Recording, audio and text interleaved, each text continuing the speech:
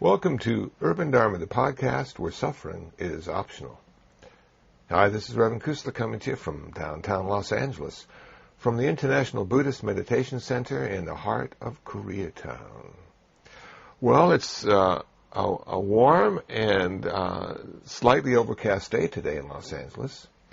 And what you're about to hear is Class 5, Part 1, of a series of talks I gave in the spring of '07 at Loyola Marymount University.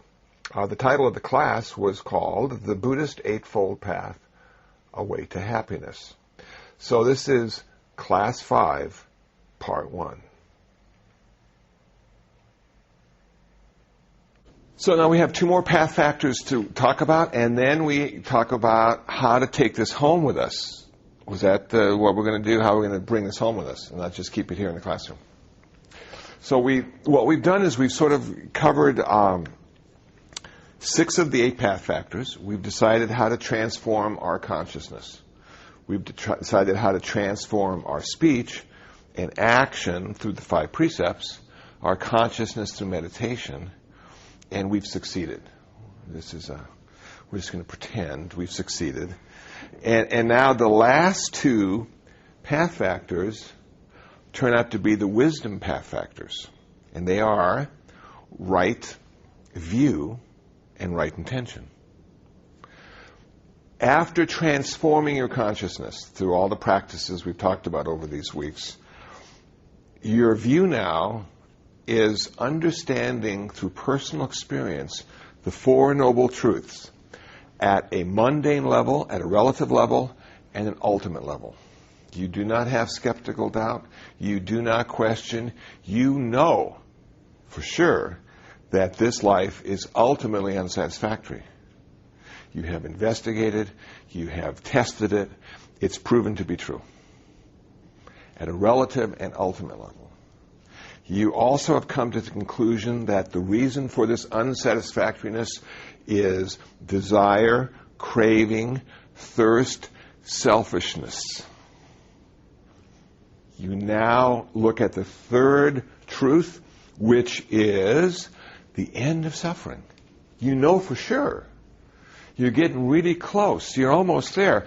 You know for sure that there is an end to suffering. And the label we give that is nirvana. And you look at the Eightfold Path, you look at those path factors, and you see that path, in fact, will lead you to the end of your suffering. You no longer have faith that it is true. You now have confidence. It has been proven true to you because of your practice. That is so cool. That is impossible to talk you out of. You can be confronted, as we talked about earlier, by people proselytizing their particular religious perspective, and you can listen to them with great compassion and wisdom, and maybe even agree with them, and say to them, "You're absolutely right. I think being a Mormon is the best religion for Mormons." Wow. Okay. And you can live with them and be with them and not have to be one of them. Because you now see how all things are connected. Right intention occurs because of our meditation practice. We end up having the intention of generosity. Everything we speak and do will be based and rooted in an intention of generosity. You have an intention of compassion. Everything you think and do is rooted in that compassion. That's come to be how you live your life now, in a kind and sensitive way.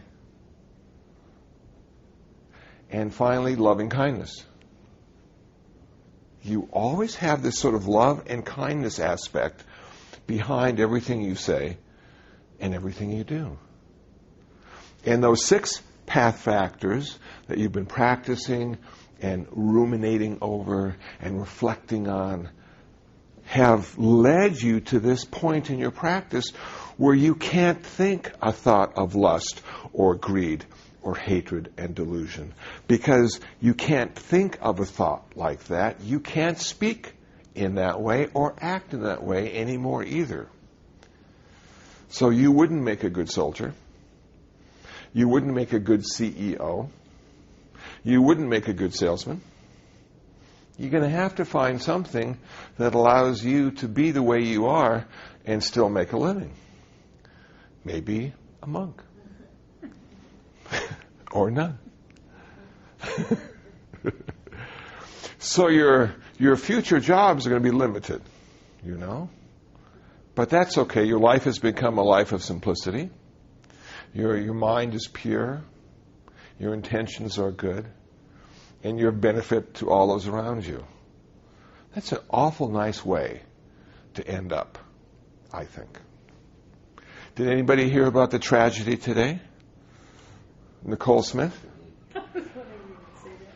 Now, you know, it's like the 90s Marilyn Monroe. She died today, 39 years old. Found dead in her hotel room. They oftentimes looked at her as having similar attributes. And what a life she had, you know. She was ups and downs and the best and the worst, and wow.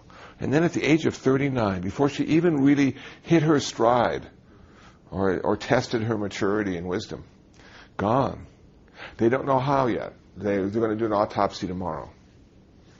But I was thinking, you know, none of us know how much time we have, but if we're practicing now, if we're looking at ourselves as at our life as being something that we're creating along the way, if we're looking at our life as a work in progress, if we're not quite sure how it's going to end, but there's sure something we can do while we're still doing it, we're lucky. We're really lucky. And you know, when I thought about her, you know, she was just really physically desirable, and that sort of gave her all her opportunities. And I oftentimes wonder if you're ready for that. If for some reason your genes and chromosomes allow you to be so desirable, if you're ready for all the stuff you're going to be asked to do, and how is that going to affect the way you perceive the world and your relationship to it? I'm fortunate. I never had that problem. But, you know, I feel sorry sometimes for people who are too good looking, you know, because I'm thinking, wow, the challenges they're going to face, you know? And do they, you know, again, my friend Mary at our center, she's an actress model, now in India on a 6-month retreat in an ashram. The camera loves her. She's been in a couple films and she's been in a lot of print work and stuff. Camera just loves her. And she can put that face on and she just, you know, glows. But she never does when she's at the center, you know. She dresses down more than I do. And no makeup, old clothes, doesn't like, you know, and she just does that. She doesn't really want to draw any attention to herself. Because she wants to be accepted for who she is, not what she looks like. And of course, from a Buddhist perspective, that's really difficult because we don't know who we are. So, can you accept me for who I am? Well, who are you? What's your original essence? So with those intentions of generosity and compassion and loving kindness, understanding the four truths at a relative and ultimate level, you no longer have a life in the way you used to. You are now, you have come to a place of selflessness. And that gives you such great freedom and flexibility. Because there's no reason to define yourself any longer or defend yourself. Any questions? That make sense, sort of? Anybody sad about Nicole Smith? I was sad. I wish she had made it to 50. Was she with the baby? Yeah, she was with a nurse and a bodyguard, and I don't know if she was with the baby, though. The baby's only 6 months old, and her son died 5 months ago. So I guess it was 5 months ago. The son must be 5. The baby must be 5 because it died in the... Yeah, I don't know. I don't know. I'm sure we'll find out. We've watched the news tonight. But you just go, wow, yeah. So when I see that, when I see how special life is and how easy it is to, check out, and what little time we have to work on ourselves and to be of assistance to others. And all you got to do is volunteer, and somebody from the OC register might come knocking at your door saying, hey, we'd like to talk to you because it's a slow news day and we need something in our newspapers. And there you go. Wow. And why would that be the case? Well, because you're doing it for altruistic reasons, I guess. Maybe. Did I tell you about the immortal chaplains? Maybe not, because I went Saturday. I was invited Saturday to go to the Queen Mary and do a benediction, be part of a benediction. There were 4 of us. And they said, if you come and do the benediction, we'll feed you. And I said, well, okay, I'll go. And then they said, we ordered vegetarian for you, but you have a choice of also chicken and beef. Would you like either one of those instead? And I said, yes, I'd like chicken. Well, couldn't understand why I'd want chicken. And I told her at the dinner because you offered. If you had just said you're getting vegetarian, I have to accept what's offered. But if you give me a choice, hey, I'm going for the chicken. So we're there, and I didn't know anything about these 4 chaplains. I didn't know what this meant, And I think they're called the 4 Immortal Chaplains. It's an organization that's been in existence for like 10, 15 years. It's out of Philadelphia. And what it's about are 4 chaplains during World War II. And they were on a troop transport ship. And they were torpedoed by a Nazi U-boat. And the ship was going down. 900 men and women on this ship. And the chaplains literally gave their life vest to the man next to them and said, you take this. And as the ship went down, the 4 chaplains together started to pray with all the other men who didn't have life vests, over 600. And most of them died. All the chaplains died.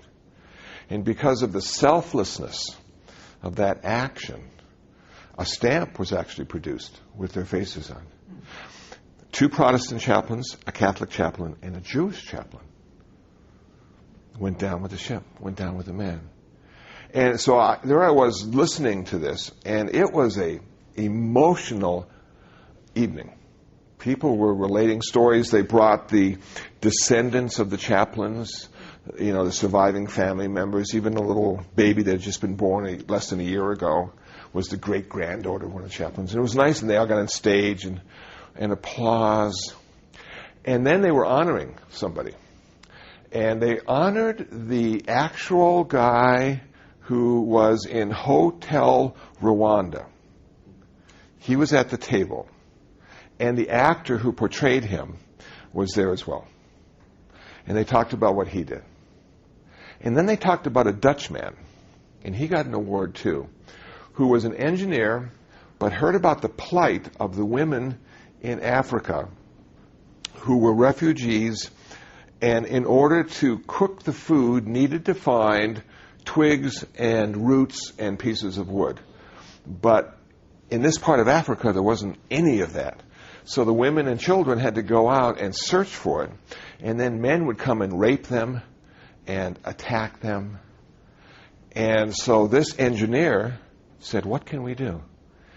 And he devised an $8 solar stove, like a little solar panel with a pot in the middle, that the sun now would cook the food, and the women and children wouldn't have to go out to find wood. And they didn't have to put themselves in harm's way. And I am sitting there listening to this. Now, I just went for food and to do the benediction. I was feeling pretty good. And then the weight, the suffering, diagrams and charts, pictures of the people in Africa. the guy from Hotel Rwanda, he said his life has been in jeopardy twice. Twice people have tried to kill him because of what he did. And he referred to Martin Luther King Jr. as one of the people he looks up to and gets energy and spirit from. His story and his life. And the thought that came to me was, well, why would we have an organization like this? Why would this be going on for such a long time? Why would over 300 people pay money to drive to Long Beach and go on the Queen Mary, which I really like? It's like going back to the 40s, you know. And I wasn't alive in the 40s, well, 49, but the wood and the Art Deco lamps, and it just has so much personality and character. Why would all these people be here? And I think it boils down to the fact that human beings are actually willing to give up their life for an ideal, for something they believe in or understand to be true. And we're probably the only creature walking the earth now that's willing to do that had that kind of healthy detachment from their own life. And I thought about myself being a chaplain and having not a life vest, but a bulletproof vest. And so we're at a gun battle, you know, and I take off my vest and give it to the man next to me. Say, here, you use it. I'll be okay. You know? Would I do that? And to be honest with you, I don't know. I don't know. I guess I'll never know until I get to that place and see how strong my practice is and see what kind of understanding I have about life and death at that very moment. But I could project myself as being a hero, you know. Another newspaper story would come out. Picture in the front page. Or I would be, you know, one of those guys who just, and you know what the police department tells us to do if something goes down? If gunshots are fired? They say find something to hide behind. Because you don't have anything. You do not have mace. You do not have a gun. You do not have a stick. You got your faith. You got to find a tree, or behind the door, or behind the car. We don't want you to get killed. And we don't want you to help us because this is police stuff and you're not trained. You're just going to get in the way. So in my own mind, I'm thinking when we pull a car over or we go into a situation, okay, where am I going to hide? What looks good in this situation? What do I need to do to survive? But here we had 4 chaplains who didn't say that, who didn't even think about that. They just said, man next to me doesn't have a vest, you got mine. Wear it in good health. Wow. So I left there with, you know, probably the same feeling most people had when they got there, that we're honoring this part of humanity that has worked on themselves through their spiritual practices, Protestant, Catholic, and Jewish, and had come to that place of selflessness.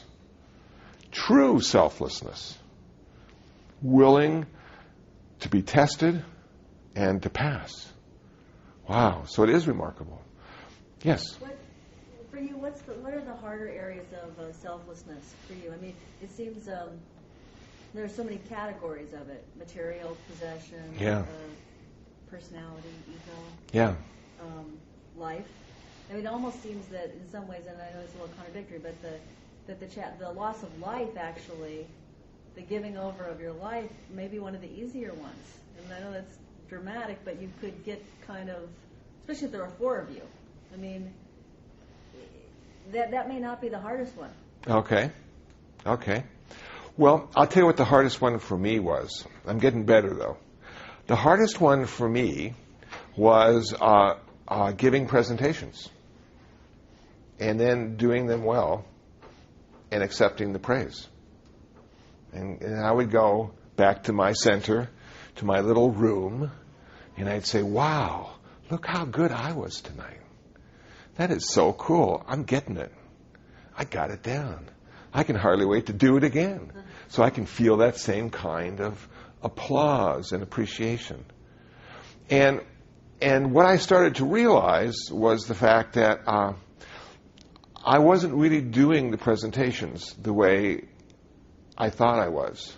And anybody who speaks publicly a lot sort of gets this feeling, I think, of channeling, that you're the vehicle, you're the voice.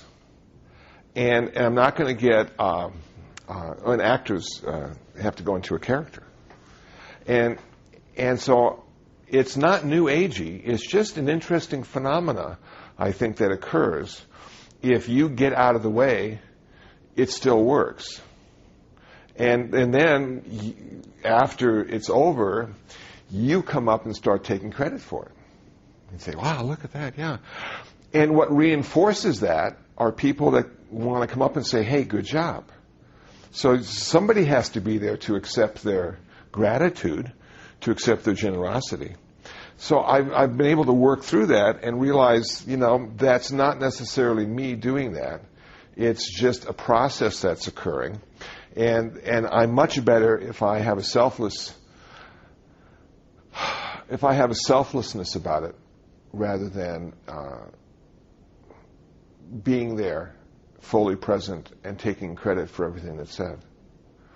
So when I listen to these recordings, I'm oftentimes listening to them for the first time, which really sounds odd, I know.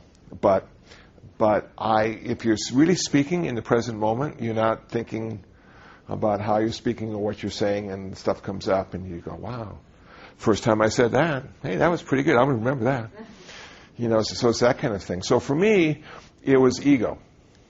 And Buddhism doesn't give you a break when it comes to ego, because it always says you're not the ego. And a lot of teachers, when they present Buddhism, are very selfless in their presentation. They're modest, and they're quiet, and they're not dramatic at all. And in some traditions, you actually hold a fan in front of your face so they can't see your facial expressions, only hear your voice. Because the Dharma is the most important thing. They don't care about the messenger at all. In my own way of presentation, I find I need to be big. And I need to fill a room sometimes. And this is a pretty easy room to fill for me. My ego is that big. If I'm challenged by 1,200 or 2,000 people, that can be really exciting. I can either fail or succeed wonderfully. But there's this huge thing now I have to carry back with me to the center. And sometimes it won't even fit through the door. It's so big. So I have found that that's one of my skills. I can become really big and fill a room. Sometimes, though, people want one-on-one. They just want to sit down and ask you a couple questions. And I must admit, I'm not good at that. I'm too big. It's hard for me to get small and soft and quiet. So can you imagine if you're somebody used to speaking to 1,200 people, now you're speaking to one person, and you're just so dramatic, and your voice is so loud, and that person would just go nuts being in the room with you, because there'd be no place for them. You would take up all their space.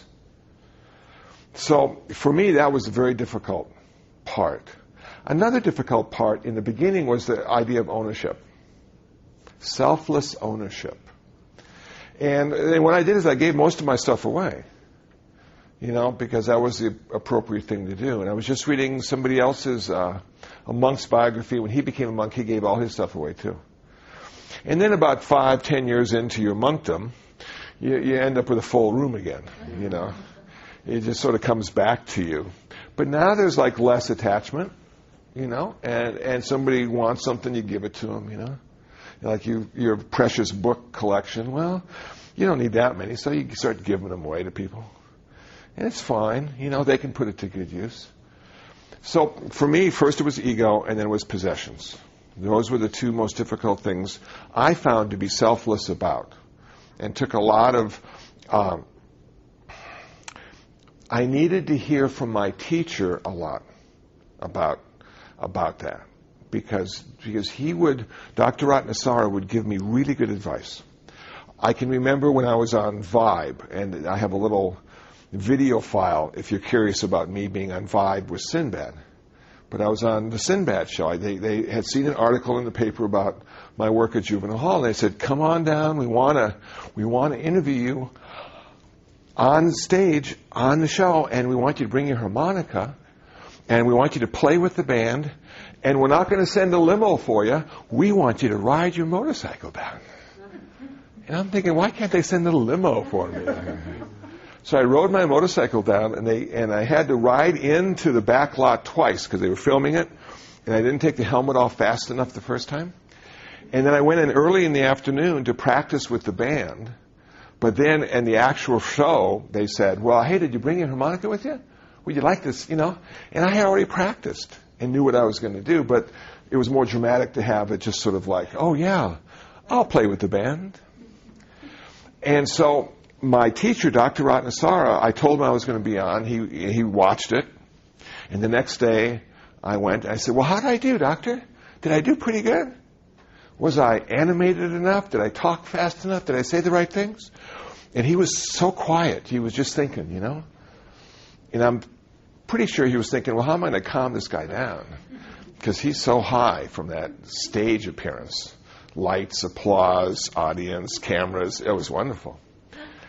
He said, the only thing I saw that might be a problem, when you played the harmonica, your hips moved just a little too much. Maybe next time you could sit down. I said, "Thank you. That's a good suggestion. I'll sit down next time I play the harmonica with the band." Yeah, so that way I won't have to move, And so I'm going, yeah, okay, that was cool. So, now, why did he pick that? Why did he say that? Well, for one thing, monks aren't supposed to play musical instruments because music creates desire. And it creates desire in people listening. If you're playing it well, they want to hear more.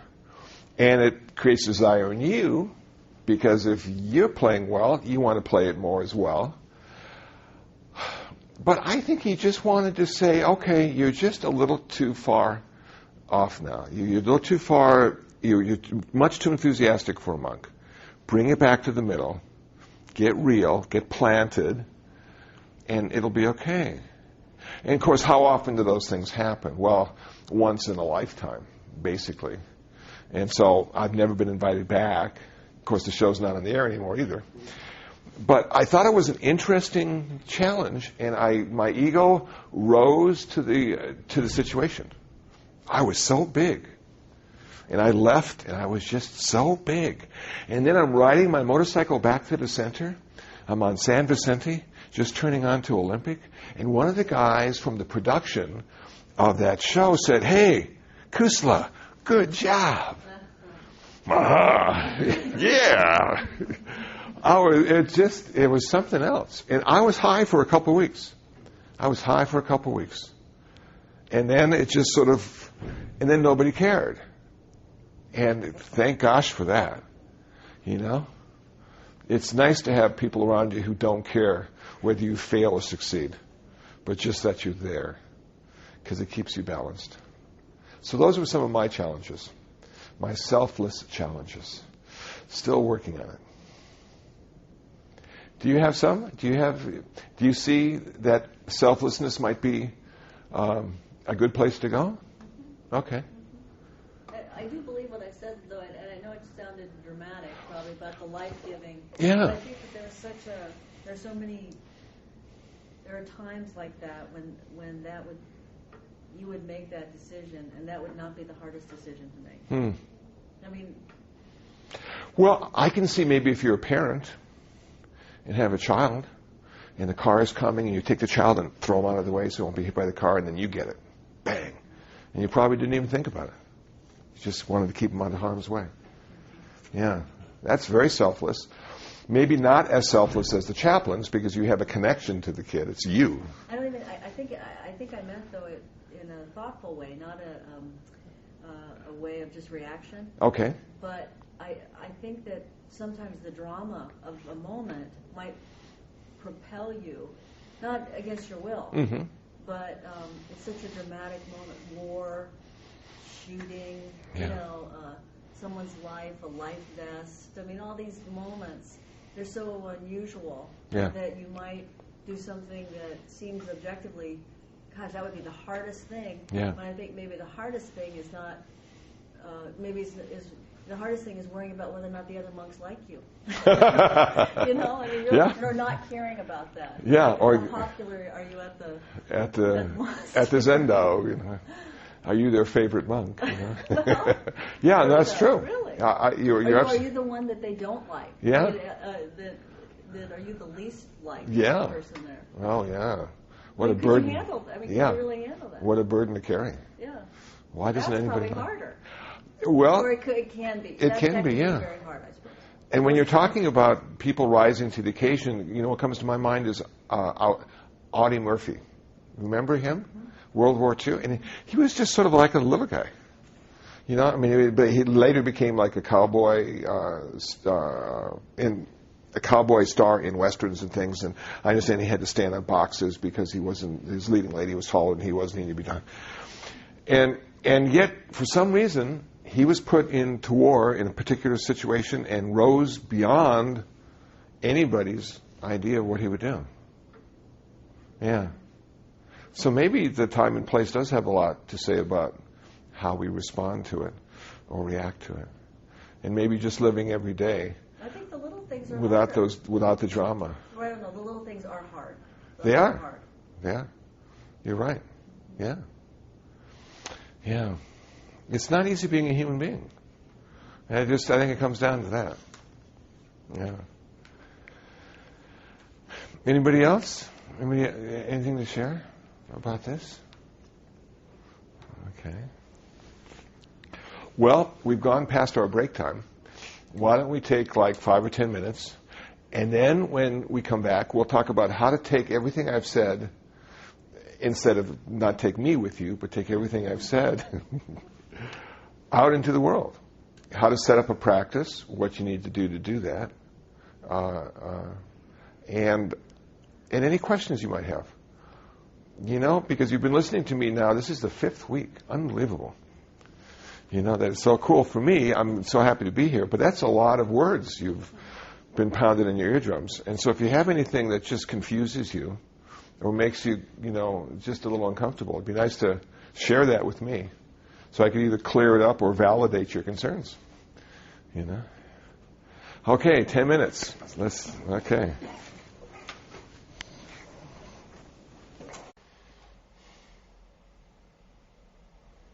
Well, that's it. That was Class 5, Part 1 of a series of talks I gave at Loyola Marymount University in the spring of '07. Hope you found it interesting. Hope you found it useful. If you'd like to know more about me, please visit my website, kusala.info. That's KUSALA.info. If you'd like to download some free ebooks on Buddhism, please visit buddhabooks.info. That's buddhabooks.info. Well, until the next time, until the next podcast, be happy, be peaceful, and most of all, be free from suffering.